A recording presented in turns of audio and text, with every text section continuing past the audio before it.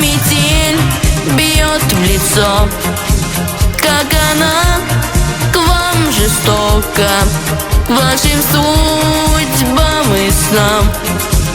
И случайным прохожим метель бьет в лицо и стучит в чьи-то окна и в чужие дома, и по стенам